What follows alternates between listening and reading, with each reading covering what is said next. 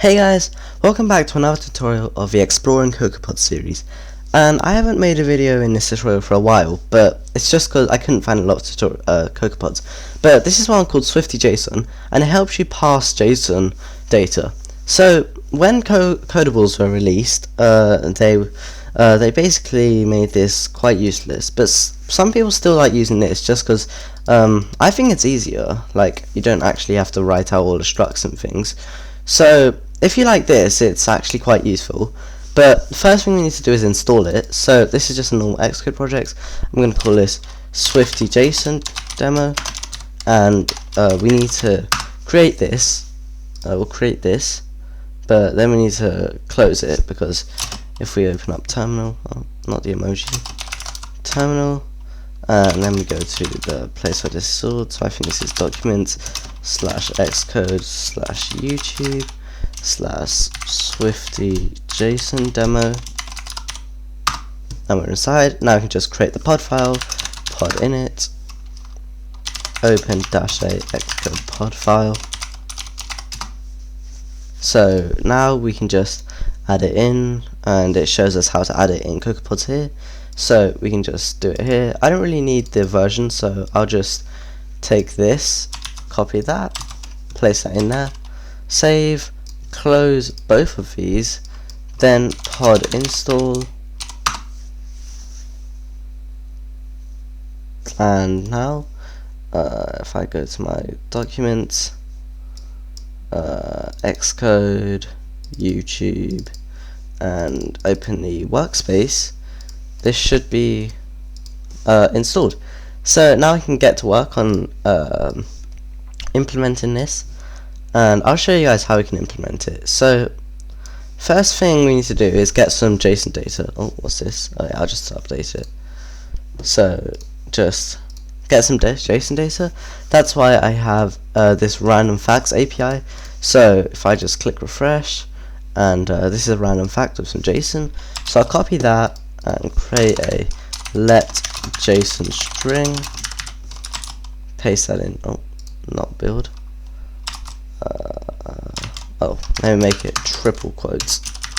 Alright, why is this got an error? Oh my god, why is that so weird?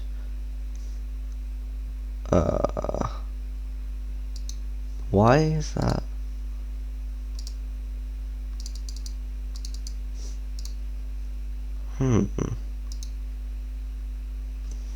I guess I'll just delete this for now, since this is just messing it up and it's not really important for our thing.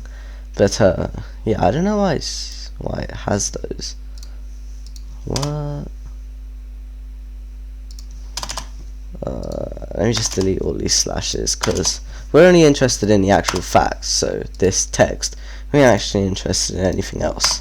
I don't know why it has this. Last time I had this, it didn't do this, but let's just build it, see if it works.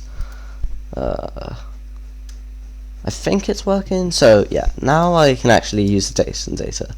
So now what I can do is I can import Swifty JSON, and in the view.did_load, what we want to do is we want to create a data object from this JSON string. So let data equals JSON JSON string dot data using dot UTF. It doesn't really matter, but I'll just use UTF-8. Oh, why is it created to that? Okay, now let's go back here, and if we go up here, we can see we can actually just create it. So I'm just going to create the JSON object here. Let JSON is equal to JSON, and then data, and then data. Oh, we actually need to try it. So we need to put this in a do catch loop.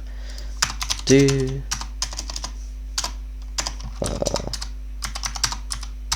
catch. Alright, I'll just put it there. Print error inside of here. So whenever you're passing JSON, you just want to put it inside of a do catch loop. So JSON, and we'll try the data which we just created here. And now the way we get the data we want is we can just force unwrap. I always force unwrap. Okay, and now what we can do is we can just print JSON, and then the string we want is the text. So print JSON text. I'll just run this now.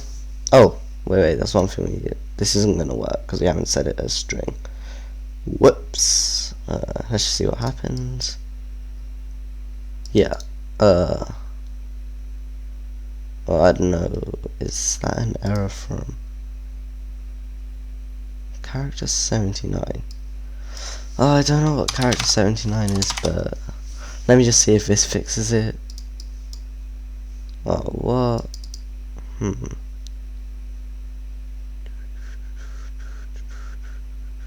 know what? I'm just gonna delete these two things because it's kind of annoying and I don't think I actually need it. So I'll just actually let me just get a new fact and then only copy the stuff I actually need. Let me just copy that, delete that, and then let me find the place where I don't need. So we can keep the ID. Text. Where's text end? Fibbles. And then, okay, I'll just delete everything from here. Alright, so run this now. There we go. So I don't know why this happens, but if you use any other JSON, it shouldn't have these weird backslashes in it. So yeah, we just got the fact, and it's pretty easy to do. So if we were doing it normally, we'd have to create a struct and then decode it that way. But I think this is quite simple, and yeah, you might like this. So thanks for watching, and that's how you use Swifty JSON in Swift. See you guys in a future tutorial. Bye.